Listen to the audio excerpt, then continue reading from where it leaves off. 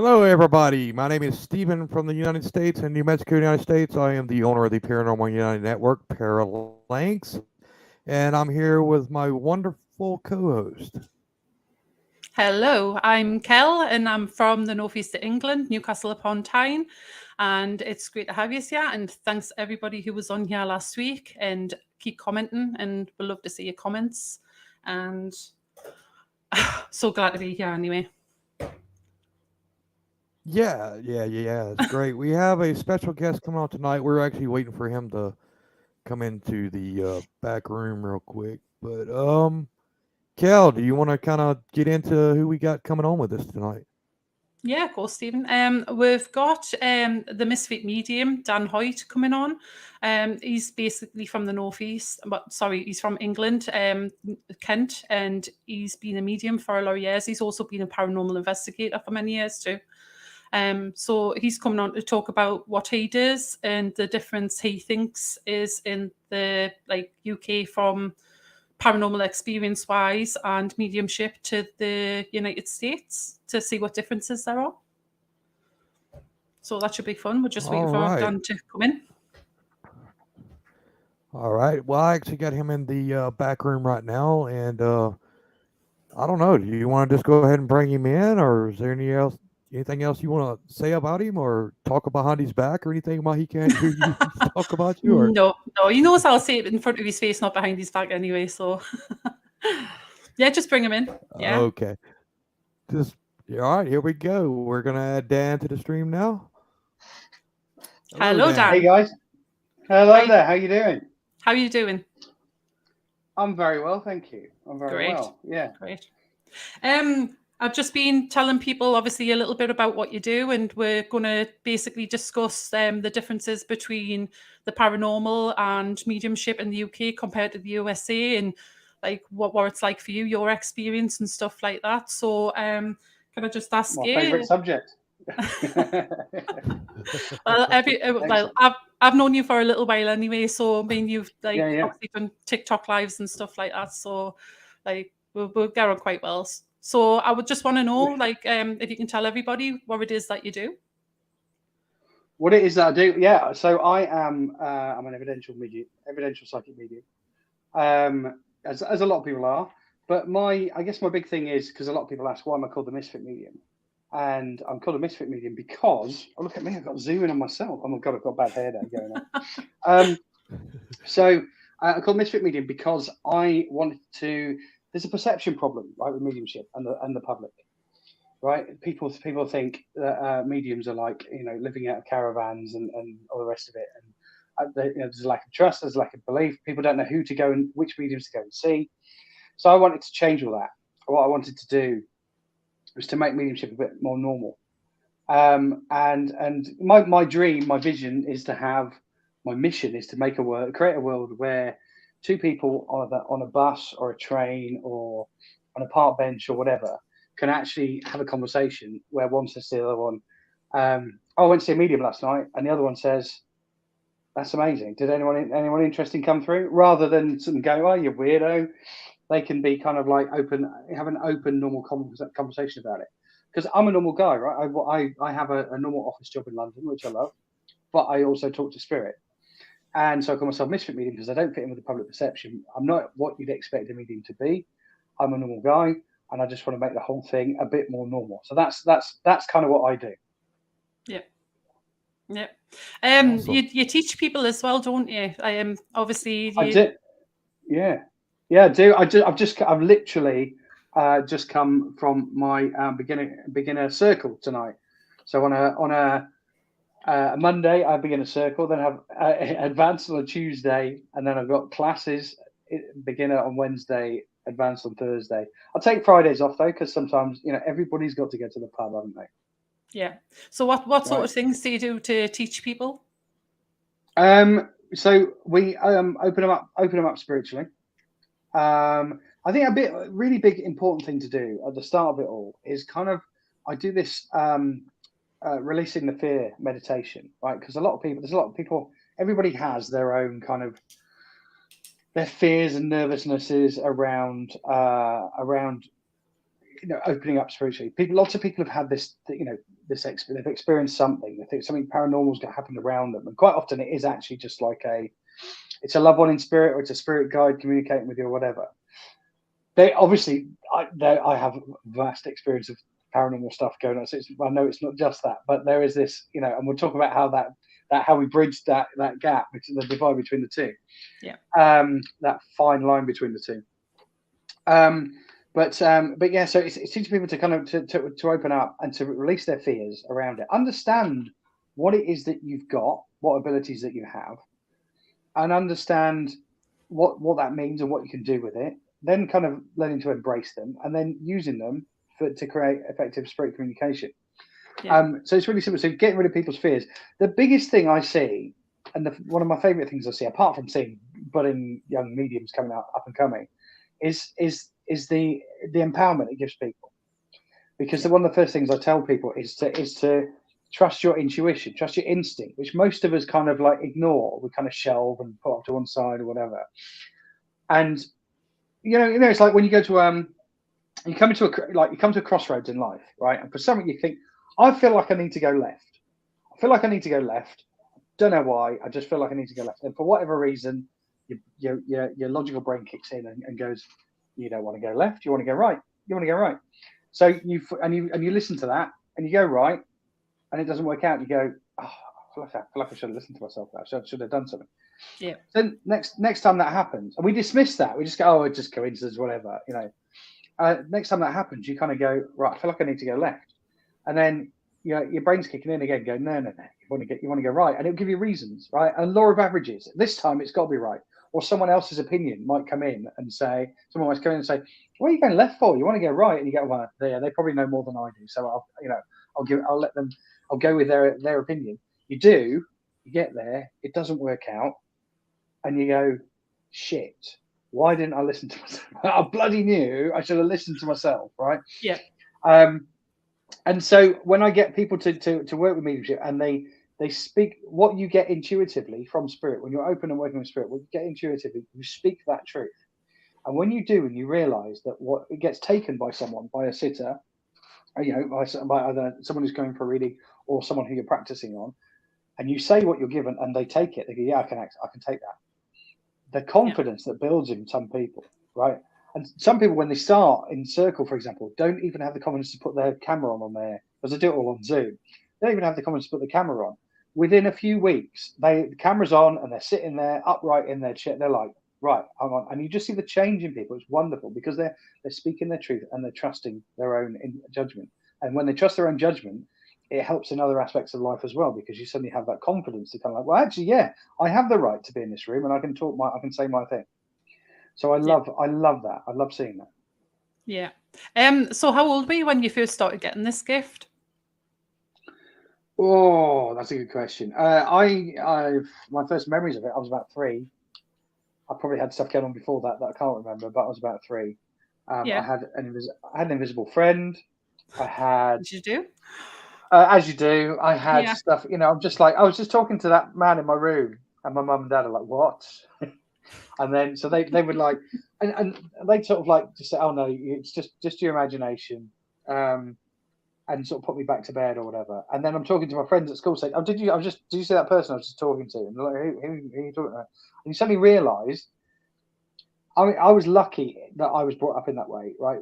In a way where, right, people would just kind of go, "Oh, just ignore him. He's just been a bit, it's a bit weird," right? Because I'm seeing stuff, and I realise I have to shut up, because I realise that other people can't see what I'm seeing, and I just keep it to myself. There are other people growing up in those environments, and that they get dragged to the doctor and they get medicated or whatever, because the people just don't understand what's happening to them. So I was lucky in that respect. As I got older, teenager, I'm going, Mum, this keeps happening. I need to talk to you about it. What is going on? Because I feel like you know what I'm talking about. And she's like, okay, there is something that runs in our family. I need to have it. And so she went into it, and I'm going, right, so can you show me how to use it? And she's like, oh, no, I never embraced it. I was just too scared. And I'm like, right, okay, what were you scared of? She said, well, you don't know what you're opening yourself up to. I know there's an element of truth in that, right? Because we know, it's not all love and light, and there's balance in the universe. and so you can see that. But you go the right way and you do the right things. It's all good. So she would say, just leave it alone. You don't know what you're opening yourself up to. I would kind of park it for a bit, just kind of like shelve it, try and suppress it, and sort of within about 2-3 months, it would resurface again and come back stronger every time. And I'm going, okay, I really need to talk to someone about this because it keeps happening, and I'm seeing this, and giving people information there's no way I could know about, and all this kind of stuff is going on. It wasn't until and then things went on. I was in a pub one day, and this medium came up to me and started talking to me. She's like, "You've got this gift, and you can do this," and start asking me questions, and I'm getting them right. She's like, "Yeah, you've got that," and so I'm like, "Can you show me how to use it?" And that was the weird thing. There were lots of mediums that were just like, "Oh no, you can't be shown." I'm like, "But you've said I've got a thing, so why can't you show me how to?" So they like to keep it secretive, and that's the problem. I think the mystique and stuff that surrounds it, the smoke and mirrors, the nonsense that surrounds it, is a big problem. It's creates a barrier for people. Instead of just making it open for people, like I think everybody is capable of doing what I do on a mediumistic level. I get a bit pre-programmed. So do you get a lot of stick off like other mediums for like telling people like how to become a medium and how to open the self up and stuff like that? That's a good question. Every medium will have their way of doing stuff. One of the best bits of advice I was given was by a lovely lady called Nikki Allen. She's a very famous medium. She's amazing. She's a friend of mine. And when I decided to go, because I'd been a natural medium for years, but when I decided to go, right, I need to do this professionally, I was very cheeky and wrote an email to Nikki Allen, who's like a massively famous medium. She's up there with the likes of Tony Stockwell and Charlie Kelly and all those, and in my opinion, a lot better than they are as well. And she was like, "Okay, this is what you need to do." She said, "Be a psychic sponge, absorb everything." But she said, "Just remember, every medium believes that their way is the right way." Yeah. And I was like, "Okay, that's interesting." And then when I realized I had like 6-7 mentors in my time, each one of them had a different view on it. Three of those people believed in the paranormal, and 3 of those mediums would not have a bar of it. They were just like, "Nah, it's all it's all love and light." And I'm like, "Yeah, I've seen otherwise." But so it's interesting how that kind of sits with people. But yeah, God, I went off on a tangent. I can't remember, what was the original question again? Sorry. There basically is like other mediums and that so-called mediums out there that basically have the different, have their ways, have their own ways. So they do, and they squabble. It's like, especially that, like, I'm on TikTok a lot, so there's a TikTok medium community, and everybody's trying to hold each other up for accountability. It's a bit backstabby, right? It's just unnecessary. A lot of it is for competition, because there's enough people to go around. There's no point trying to monopolize it, whatever. So and so some people call each other out on different things. There are ethics, which is really important. That's the big thing at the moment. People are pulling, like, you can't just go up. You see those TV shows where you see mediums just going up to, "Oh, I've got a message. Are you open to getting a message from a medium with it?" It's really unethical to do that, right? So when I did my training with the Institute of Spiritualist Mediums, there was it's really bad. It's really bad form to do that, because you're making people look stupid. If you get it wrong, you're making mediumship look stupid. But the biggest thing is, you don't know what mental state that person's in, and how healthy they are from a mental perspective. Well, if you go up and give them a message, you tell them, "Oh yeah, by the way, your dead grandfather says hello," they're gonna be like, "What the fuck is going on?" Right? So it's really unethical. So ethics are a big thing, but it can be a bit like different people have different techniques and all the rest of it. I think generally, just people should just if people are looking to get into mediumship, you just kind of find the mediums that you like, watch their energy, see how they work, see how they talk, what they talk about. If you like their energy and it resonates with you, then that's who you should. And it's as simple as that. There's no point. I mean, this is the other thing. One of the reasons I started my Misfit Medium brand was because I looked at the way my day job is in a marketing background, and I looked at how I did some competitor analysis, right? I looked at how other mediums are marketing themselves. I was like, they are rubbish at this. They're all squabbling around over each other and talking, they've all got like chakras and unicorns and all that kind of stuff on there. And I'm like, what is this all about, right? and so I was just like, right, okay, this needs to change. We need to stop kind of trying to show they're competing with each other on a level that looks like I'm more spiritual than you, right? That's what they're doing.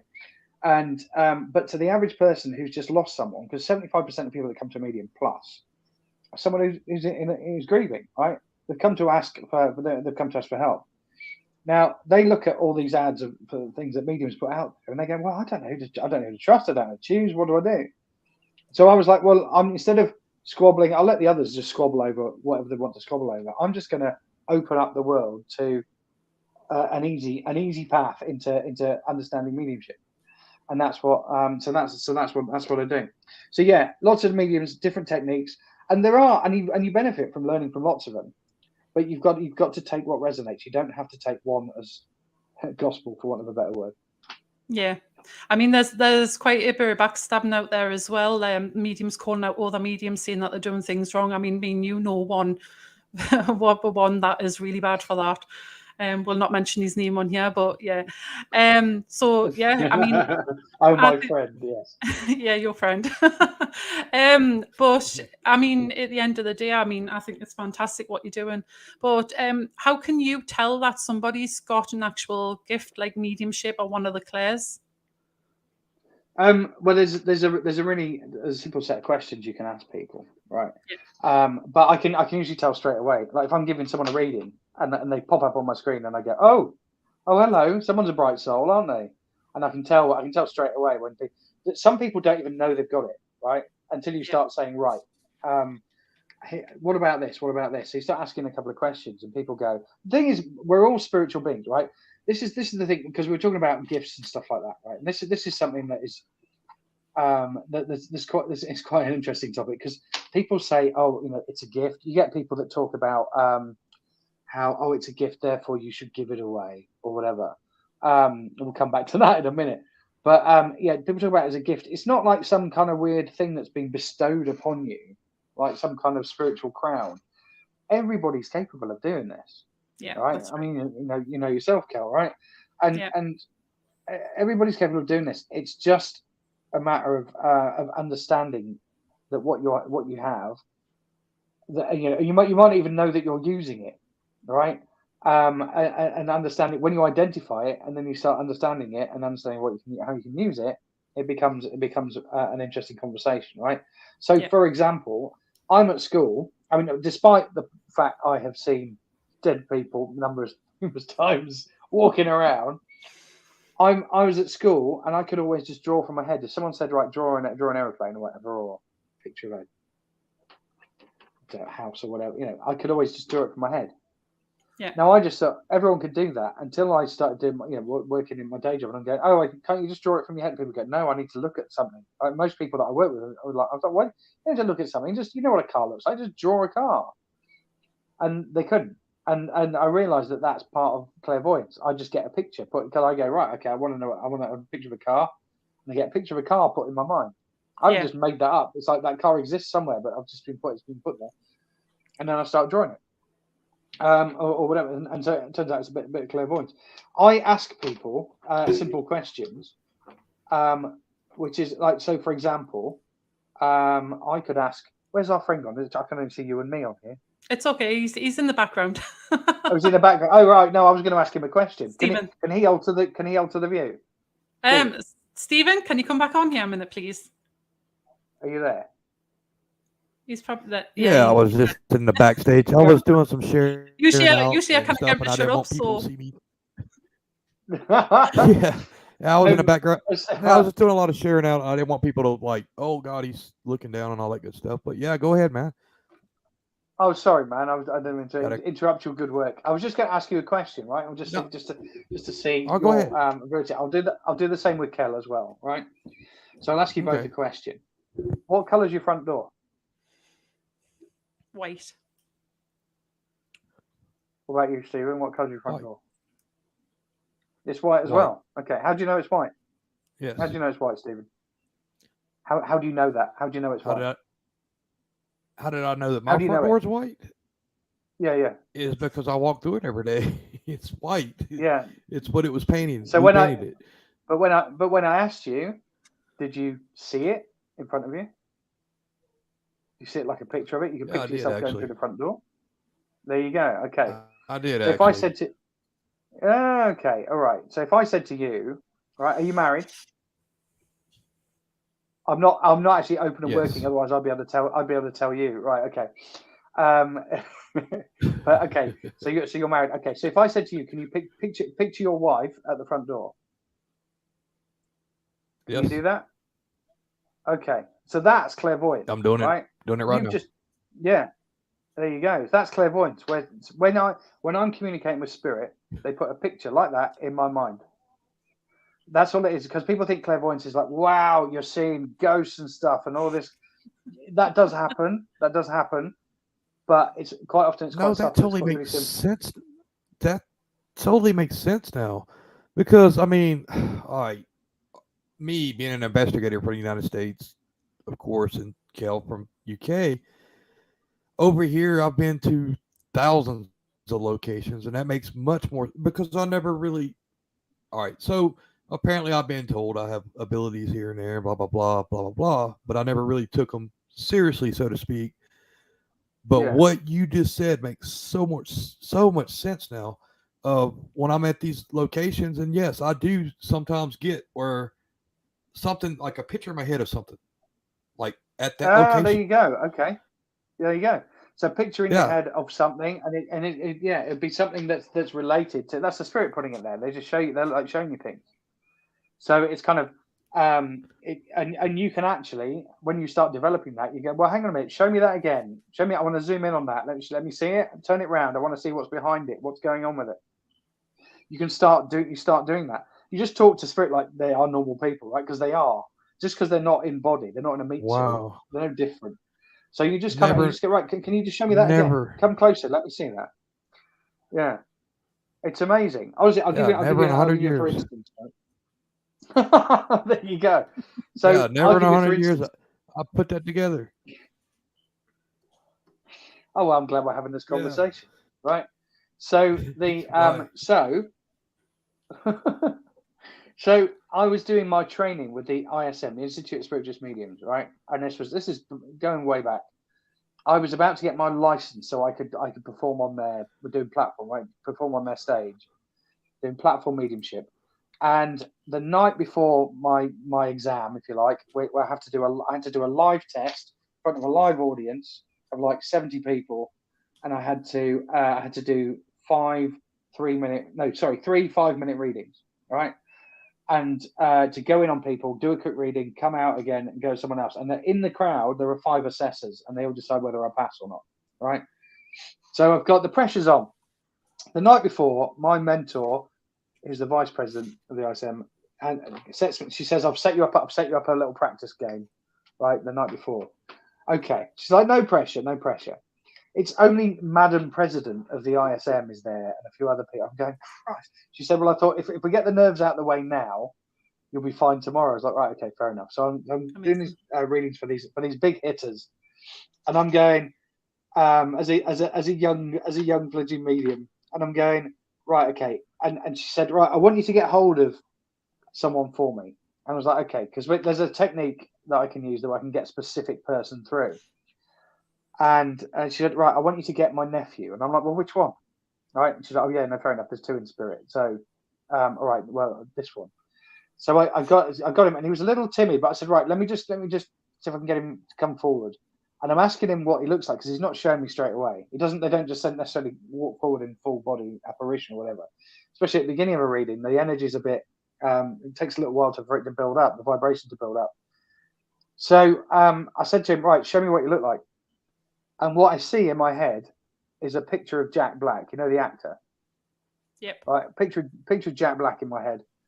And I went, so I start describing Jack Black, right? Because you give, like I was saying before, you give what you're given. So you say, right, okay. So I start describing Jack Black. I'm like, okay, he's looking like he's a handsome looking guy. He's got a nice kind face, little overweight, slightly longer hair on top, bit of facial hair, this, that, and the other. And I'm describing Jack. She went, oh my God, that's him to a T. And I went, does he look like Jack Black? And she didn't know who Jack Black was, but my mental vice president pulled up her iPad and showed him a picture of Jack Black. She goes, oh my God, yeah, he does. He looks just like Jack Black, right? So the spirit had said to me, oh, I look like Jack Black. Here's a picture of Jack Black. Just describe that, right? By popping that image in my head, and that's exactly what it was. So there's an example of how clairvoyance works, right? So if I said to you, right, I'm going to take you into a Starbucks, right? Other coffee shops are available, right? Other coffee shops are available. You go in there and the barista is steaming the milk, right? I've just ordered a latte and he's steaming the milk. Can you hear it? Yes. Yes. Wow. How about you, Stephen? Can you hear it? Can you? We're blowing Stephen's mind over here, right? Closed-minded individual, yeah. And if I say, right, if we'll go for a little walk with our coffees along the seafront, right? The tide's coming in. Can you hear the waves lapping up on the shore? Yeah. Yeah. Right, and you can hear the seagulls. I didn't hear the seagulls when you said it. Yeah. When I said it, right? You couldn't hear them before, but when I said it, you hear them, right? That's clairaudience. Yeah. So when you hear stuff like that, so it's not just people. A lot of people think clairaudience is like it's external, right? And I do get it externally, but majority of the time I get it internally. I've even had very experienced mediums say to me when I've said, "Oh yeah, I get it externally as well." Usually external in this ear and internal in this ear. And they're like, no, you don't get, no one gets external. I'm like, no, I get external. I get external. It does happen. It's more often internal, and you hear it. It's like inside your inner ear rather than actually in your outer ear. You hear it inside there, and quite often, people, you know, sometimes you have this. This is something I've been talking about recently. Quite often, you have a conversation. We call it talking to ourselves, right? I'm just talking to myself. And you're having a conversation in your own head, right? And you ask a question and there's a response and you think, and it's your voice, but it's not your words. And then, I just thought I was going crazy. You just think, you think it's your own, you think it's yourself. Yeah. It's not, it's spirit or one of your spirit guides or one of your loved ones going and talking back to you and giving you the response, but you hear it in your own voice. It's the same thing when you're talking to spirit, you hear it in your own voice. As you develop, I can tell when someone's got a Geordie accent or an American accent, or you know, you start hearing stuff like that. You start hearing the level of voice. You go, oh, this is a softly spoken person, or oh, there's a boom to this guy's voice, right? You start hearing these different things, these different characteristics, and then so you start building up all these things with all the different clairs. Before you know it, you're having a very immersive experience as a medium, but you're being able to give very detailed information to someone who's coming for a reading. So it's fantastic. I get my allergies kick off if I join a reading, giving someone a reading, they pop up on my screen and I start sneezing. I'm like, oh, you've got a cat, haven't you? Right? And so my nose, you're fine, Kell. I've had antihistamines today. So but I pick up on I'll pick up on stuff like that. I can smell sometimes what someone's going to have for their dinner. Yeah. And things like that. Yeah. So you get all the clairs acting together to create this wonderful bit of spirit communication. But it's, I would say, it's not just, doesn't just come from, to your point, Stephen, it doesn't just come from people that come through in spirit, as in like we've brought them through in a reading. It can happen from spirit around on a paranormal level, earthbound spirit, whatever you want to call them. They can communicate in many different ways. I can give you a for instance on this as well, right? There's some wood. Tell me if I'm talking too much, by the way, if you want to ask me more questions. Keep going. I'll just rattle on. No, I'll just rattle very on. interesting. No, right. The show is about you. You're the guest. I mean, we want to hear you. They don't want to hear. That's very kind of you, sir. Very kind of it. I'll just wet my whistle a second. So, we do. Okay, so I'll give you for instance of how when I'm doing a mediumship reading, and that's a key part of identifying information, right?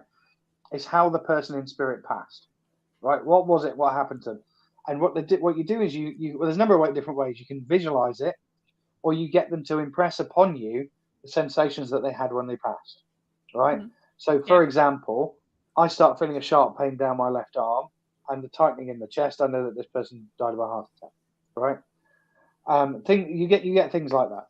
Now, I'm not hugely medically minded, so I might have to say it. Some people, right? Or suddenly start coughing out of nowhere. and I go, oh, I feel like, okay, this might be a COVID related case, or this is, you start getting, my breathing starts going shut. Doing it now, really. So might be picking up on something. So you get that, you get this. They impress upon you one of the ways that they passed. Now I went to this place called Daring Woods, aka the Screaming Woods, which is this medieval woods just outside a village called Pluckley in Kent, which used to be in the Guinness Book of Records for the most haunted village in the United Kingdom. Yeah, I'm desperate to go there. Oh, I mean, the village is picturesque. It's beautiful. It's like something Yeah. off a chocolate box, right? It's just beautiful. But the village is just around the corner from that, about 5 minutes round the corner, 5 minutes by car. Pulled up in cars, and we went into these woods. Right? I mean, there was a whole load of stuff that happened. We ended up there was me, 3 other mediums, and 8 other people, 12 of us going in. And the amount of stuff that we picked up on, like on the thermal imaging cameras, the body cams that we had, the stuff, even when because we went in just to have a little walk around, go, oh, should we? It was like a recce before we went and got all the equipment. We should have just got all the equipment there and then, because the 2 of the guys had to run back to the car. Stuff happened. I can talk more about that in a minute. But the point I was making was about when spirit make an impression on you. Your points, Stephen, when you're saying you're getting images in your mind from when you're walking around these locations. In that instance, I'm going through these woods, and I suddenly get this feeling of tight strangulation around my neck. Get this kind of like my air's getting cut off, feeling really tight, and then I get a flash of in my mind. There's a 30-year-old man. He tells me he's 30. I can't remember what his name now was. I think it began with A. He had like black hair, and he's wearing like a tracksuit. I don't know if you call them a tracksuit in the US. I can't remember what you call them, but like that kind of sporting clothing, and he'd hung himself, and that's what I was picking up on. It was the first thing I picked up on was like he's showing me, and I'm going, God, and I can barely speak. He's shown me that he'd actually hung himself. So we would always go into an investigation blind, see what we could pick up on, and then afterwards validate everything. We do it in the same way that a medium does a reading. We just kind of go, you give all the information, and then hopefully the person sitting opposite you who's booked the reading is a smart cook, and they relay all the information that you get. A lot of people can't take it there and then, so I always get them to write it down, and then I get an email the next day going, oh yeah, that was right, that was but when you get validation, the point is you get validation from the person when you're giving the reading. We do the same, do a paranormal investigation in the same way. When I was with a paranormal investigation team, go in there blind, and get the information, and then come back and confirm it afterwards. And it was great. It's like uncovering all these little treasures afterwards. It's fantastic. So Dan, Leslie's asking, what is your favourite place that you've actually investigated? Oh, there's a number of places actually, but I would say probably Pluckley, and in Kent. I think Pluckley. the Daring Woods there. I wouldn't recommend going there by yourself, and I wouldn't. You want to go in a group with an experienced medium. But I mean, when I say we went, there were 4 of us. The lead medium, who was the leader of the group, a very powerful medium called Andrew Livingston, who is a medium and he's a demonologist and a high pagan witch. And so he was like proper, like spiritual security for the rest of us. We all came under attack. We all kind of left with our tails between our legs, going, "Shit!" It was like we got ambushed. Wow. Honestly, we went in there, and it was like early September, so that it was still light. It was like a little bit later in the afternoon, or mid afternoon maybe, still quite light. And we went into the woods, and it was still quite bright. We got to this point where we all just suddenly stood, because we were all walking in and chatting, and then we all just suddenly stopped and went quiet. And we looked around us, and this mist had just come from nowhere and like descended around us, completely surround us, apart from the path in that we came in on. And it was like a sign to say, "Go back, just go back," right? And we were like, "Nah, we'll just carry on," right? And then the lights started dimming, and then we started hearing there were shadow people kind of running around. there were all kinds of elementals all over the place. Oh my Right, we're God. picking them up on the thermal imaging camera. Oh wow. Elementals of all different shapes and sizes. But these are ancient woods, right? Yeah. And there was like people had gone missing, and there was they couldn't tell. There's a pile of bodies at one time. It was like in the 40s or 50s, and there was like 20 people. I think they were children or teenagers or whatever, and there was no sign of how they died. There was just a pile of bodies. There's no sign of how they died. And so there's all kinds of weird stuff that gone on in there.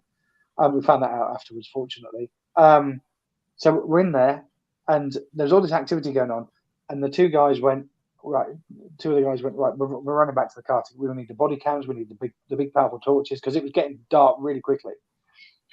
And so we ran back to the car to get all the equipment and came back. While they're away, we're looking around, and you could see this mist was just everywhere. You could see how someone, the UK isn't that big, Stephen, right? If you're watching Blair Witch, like you can walk through the woods for like a week and still not get to the end of it, right? In the US, if you don't meet a bear or whatever. But here you can't. Right? It's not that big, right? It's not that big at all. But you could still get lost in these woods because everything just looked the same. It was like something out of a fairy tale or whatever. You just couldn't work out where you were. If you left the path, you were in trouble. And so we left the path. And we walked over, and we're just looking around, and there's all these little, we hear the sounds, there's orbs and stuff flying around. There's kind of, you start to see sort of like little bits of apparitions of people and things. And then I just looked to the left, and I could see this beautiful, bright white, full-bodied apparition of this lady, and just walking towards it, like strutting towards us. And I had to go, guys, is it just me? I just wanted to make sure it wasn't just me with my third eye. I'm like, this is a thing. I can see this with my physical eyes, right? This is like, and see what's going on. Is it just me? And then everyone's like whipping out the cameras, going on the phone. So we got some pictures. And at that point, this lady decided, I don't know why they hid, because she'd been strutting towards us. Or maybe it was just me, but. Then when a few of us turned around, she got shy and kind of hid behind this tree. But I didn't feel, even though it was bright and light, I didn't feel like the intent was good. So it was quite an interesting one. So we got I'm losing my headphones. So we got pictures of we got pictures of that, and someone doesn't want me to talk about that. So we got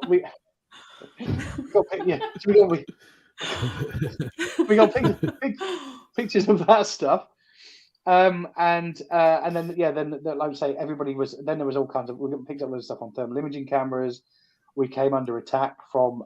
There were voices, people saying "get out." It was quite something. It was like they sort of ganged up on the spiritually sensitive people, and came to have a go. So we all left, and we went. I'm never going there again. I'm never going there again. It was the most amazing, immersive experience out of all the investigations I've been on. We're like, we're never going there again. I'm now thinking, I quite fancy going back there. You'll have to give me a shout. Well, I want to go back there. As is, when we go down there, me and Leslie, we're going to grab you and take with us anyway. So that'd be amazing. I'd love that. Yeah. Ambush. It's going to be an ambush. Yeah. I was going to ask you, so what was your first actual paranormal experience? Not spiritual, but paranormal. Paranormal one. I think the first proper that I put down as a paranormal one was I was living in I was about 15. About 15 years old. I think there'd been other stuff before that, but this one was really clear. We just moved to a house in Yorkshire, just like a little house. Yorkshire in the north of the UK, and I was in the house on my own, and I just got this. I heard this noise upstairs, and I thought, "Oh, my brother must be in." Right, so I went running upstairs to see, and there's no one there. Mm-hmm. And I was like, and the weird thing was, it was a tiny little townhouse, but the stairs had like a cupboard door in front of it, so you had to open a door to go up the stairs. Right, it was all open plan downstairs. It was just a little sort of small kind of 2 down, sort of 3 up, 2 down kind of terraced house. And as I turned, this breeze, this ice cold kind of breeze just came past me, and I was like, it felt like a person walking past, and I was like, oh, and it like chilled me to the bone. And I thought, oh, I must have left the door open at the bottom of the stairs or something, because you try and rationalize it when this stuff happens to you. You try and rationalize it. You try and put, a logical explanation behind it. But the door was shut, and the front door was shut. There's no way. There's no windows open. There's no way. And then it came past me again, and it led me. I just felt like it was leading me to the place in the living room in front of the fire. And then I just got a vision of someone lying there. And I was like, okay. And then it just kind of went. And I was like, I just left the house. I was like, okay, that scared the shit out of me. So I'm going to go somewhere else until my mum gets home. Right. And then, so when I did, I said to my mum, I just had this weird thing, because she was the only one I could talk to about this stuff, even though she didn't want to open up to it herself, but she was always interested in what was happening to me. So I said, look, this happened, and I got this vision of this guy in front of the fireplace. And she said, you're kidding me. She said, I was just talking to our neighbour the other day. Apparently the guy that lived in the house before us he'd left the gas. It was a gas fire that was in the living room, and he'd taken himself over by inhaling the gas. So he'd just left the gas on, not ignited the fire, left the gas on, and taken himself over. So so I'd picked up on that. So that was weird, but it was clearly he was letting me know that's what had happened. Yeah. Again, impressing that I got that visual. I got the physical sensation, then the visual in front of me. So that was one of the first. I've had some. I mean, that's very mild compared to some of the things I've experienced. Yeah, I can imagine. So, like, do you believe in past lives and stuff like that? Then, with you being a medium.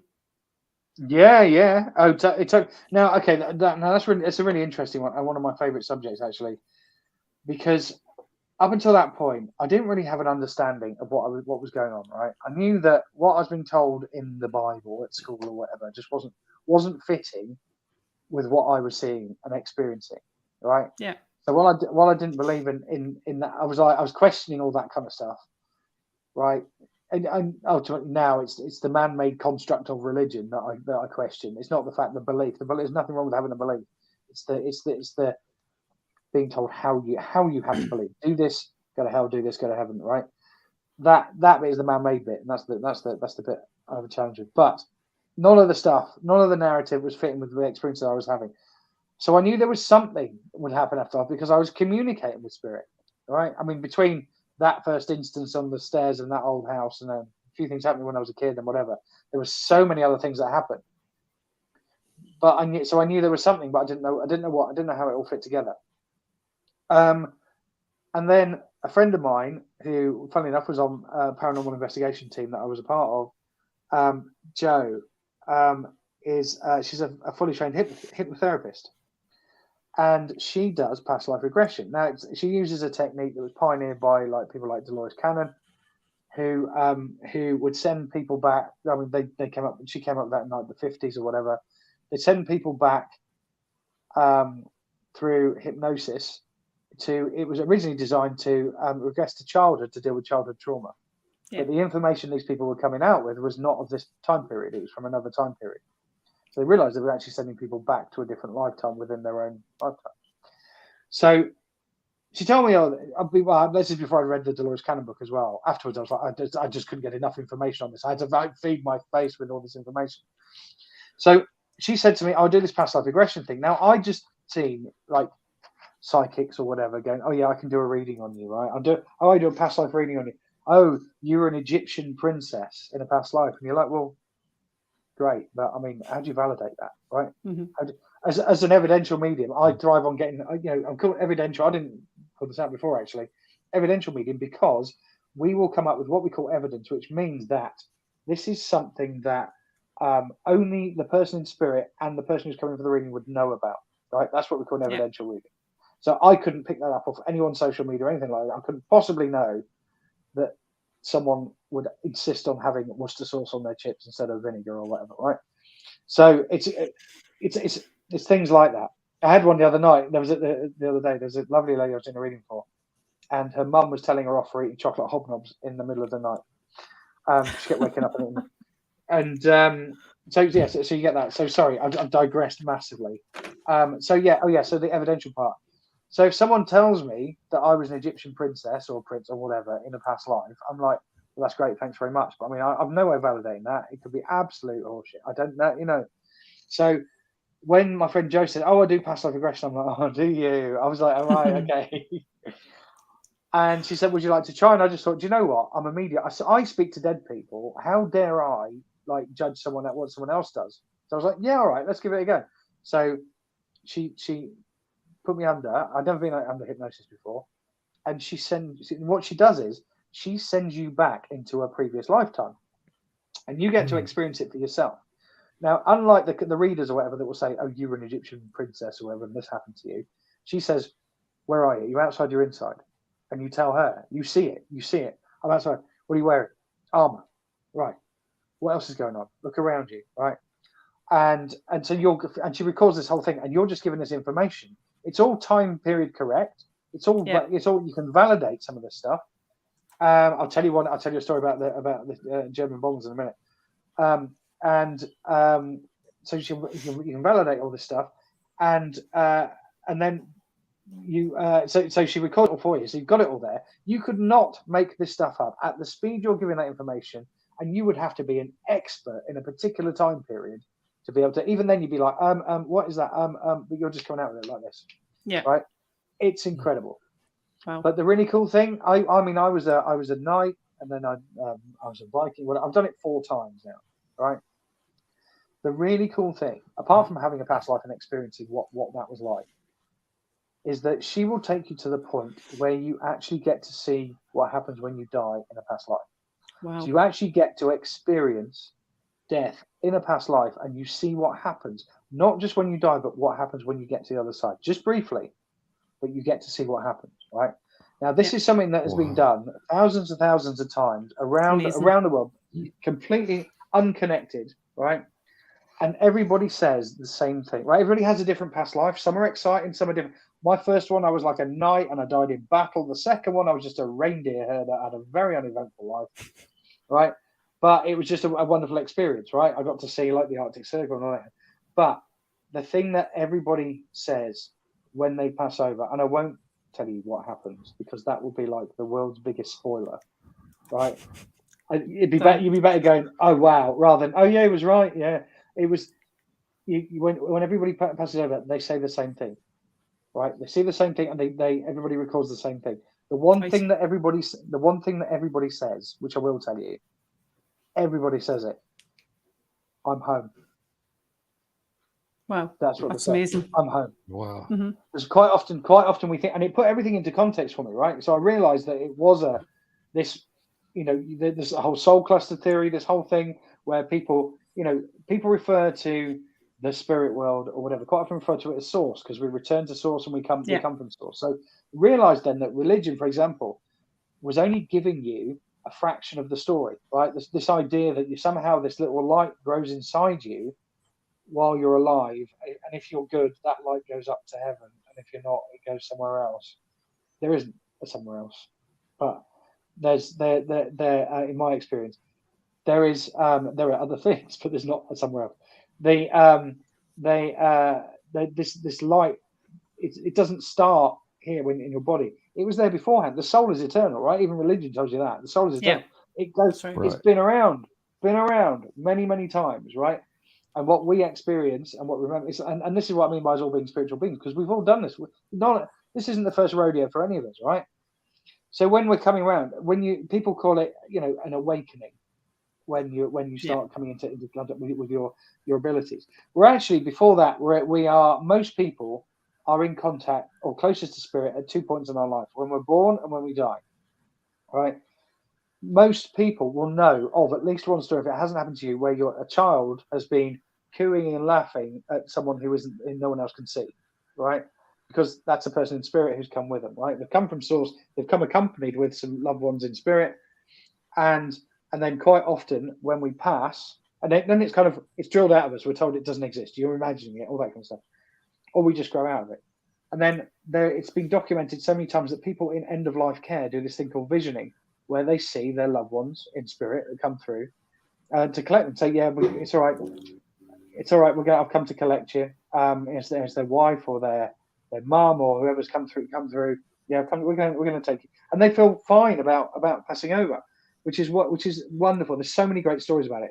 There's a lovely lady on TikTok called Hospice Nurse Julie, and she does loads of stuff. She talks about end of life, yeah, and it's so often documented. It happens so often that they put it into a little pack that they give both the patients going into hospice care and their families to say, this is a thing, this visioning thing is something that happens. So we have that. It's just that everybody's capable of doing it. It's just sometimes some people just don't access it in this lifetime. Other people, there'll be something that triggers it, right? It might be a little bit pre-programmed like I was, or quite often a traumatic event will trigger it. People call it an awakening because it's like, oh, right, I'm starting to realize, all the stuff that's going on around me. I prefer to think of it as a remembering. It's like, imagine coming here with amnesia and you start remembering who you actually are and what you're actually capable of. Yeah. And that's how it works for me. That's Did that answer the question? Did that answer the question? Oh yeah, because it was about past life regression, right? So you've got sorry, once I'm on a roll, I just keep talking. I hope that's all right. That's quite okay. Oh, Go on, you were saying? Oh God, Stephen, it looked like you were going to say something then. No. Oh, Stephen. no. You got a question? Yeah, I've got a weird delay, so it makes it. I probably look like I'm going to say something all the time, but Kell's done a real good time keeping me shut up because I'm the one that does all the talking. If people don't want to hear mine, so they tell me to shut my mouth. So I'm listening to you, brother. Listening to you. Yeah. Oh, thank you, man. Thank you, man. So so once I'd experienced that, and I would recommend that past life regression to anyone. If you're afraid of dying, if you've lost someone recently and you're worried about what's happened to them, I would just, if you experience this, I feel like everyone should experience it because when you see what happens, I think if everybody saw that, the world would just be a better place. Yeah. I think that would be amazing because when you see it, and it just brought so much meaning to my mediumship, and I realised that it's not just about me contacting someone and therefore they stay in perpetuality that person. They change and develop, they heal. And when people die, they go through there's a healing process that they go through. There's a life review, right? Which is, so the soul becomes healed. It's quite interesting because I get people coming through who they might have been like a narcissistic parent, let's say, right? And the parent is healed because they've realized they've had their life review. Now, a life review, I don't know if you know what that is, but when we pass, we go through a review of our life, right? You quite often hear people saying, "Oh, my whole life flashed before my eyes," or whatever, when a near-death experience. Yeah. Kind of a bit like that. But a full life review is, let's say, for example, that you have let's say you've killed someone, right? You've murdered someone. So someone who goes for a life review, because this will be a harder version than just a normal person. So I'm using an extreme example, right? Let's just say that you've murdered someone. You might, even if you're feeling guilty, bad about it, whatever, you're still going to have to go through the review and relive it. When that person goes into the life review, they have to relive that moment, like that whole thing, right, through their own eyes. So they have to go through it again. They also have to relive it through their victim's eyes, right? So their victim experience. Then they have to review it through the victim's parents and their own parents, the shame and everything. So they get a picture of everything they've done and an understanding of everything that they've done, and then they're taken off to heal, right? Yeah. Do you think now? What I would say as a medium, people talk about heaven and hell. From my understanding, there isn't a hell, but for some people, I can imagine that would be a form of hell, right? You're having to relive that, not just through your own eyes, but a time over again through other people's eyes. The people that you'd affected, that would be hellish, certainly. So, but the point being, I massively digress. Then someone can be, they go through, they can be a healed soul because they've realized, shit, I was an awful parent. A number of times I've had them come through, And I've said to her, I'm doing a reading for a lady the other day, and she said, I'm going, oh, this lady come through. She's got about 5'6". She's got jet black hair. She's got green eyes. She's got this, that, and the other. Oh, that's my mother. Yeah, no, I don't want to talk to her. Don't talk to her. And so I had to cut the link. I had to say to her, I'm really sorry, but she's not ready. And she was like, no, it's fine. I get it. So I had to cut the link and then bring in someone else for it. She just didn't want to speak to her mum. It's quite, but her soul had healed, but obviously the one left here hadn't, right? So, but she's still going through that experience. Yeah. All right, Daniel, I'm gonna have to cut in here real quick because we're starting to run out of time. Sure. We got like 3 minutes left. Can you tell the audience where they can Yeah, I know, hour went by real quick, but can you tell the audience where they can find you, like your social media, different outlets, stuff like that? And let's see if we can put some stuff on the chat where people can get your social media. Absolutely, yeah. Thank you very much for that. Yeah, okay. So you can follow me on TikTok at the Misfit Medium. You might see that there are a number of profiles on there because this happens to every medium. Every medium gets copied by scammers. So if you find the one that's me, I've probably got about 400 or 500 videos on there. It's the one with I've got about 108,000 followers or something. It's that one, not the one that's got like 41 followers or whatever, because that's the scammer. But so it's at the Misfit Medium, at Misfit Medium without the on Instagram, and on Facebook. And Facebook is something I need to push more actually. I haven't been on Facebook. The main thing is because my family were on Facebook, are on Facebook. Everyone's mum is on Facebook, right? So I was like, do you know what? My mum doesn't go on TikTok, so I'll go on there. Do it over there. But I need to come back and push my Facebook a bit more. Can I just ask? You've got a website, haven't you, for people to book you and stuff like that? Yeah, I do. Training. Yeah, no, thank you for that. Yeah, if you want to go on misfitmedium.com, you can book a reading. You're welcome to book a reading. I have a number of readings available that you can choose from.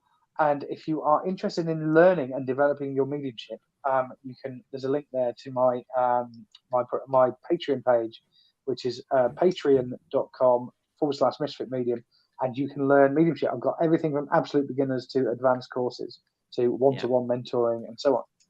Yeah, Thank you very much for that. It was a nice. You've really helped me anyway with me like opening up and stuff like that. So had fun with that. You're a fabulous soul, Kell. You're a fabulous soul, Kell. And you are, no. But hopefully we'll get to catch up again soon and do some more training and. Yeah, absolutely. I look forward to that. Yeah. Mm-hmm. Stephen, is there anything else that you would like to add?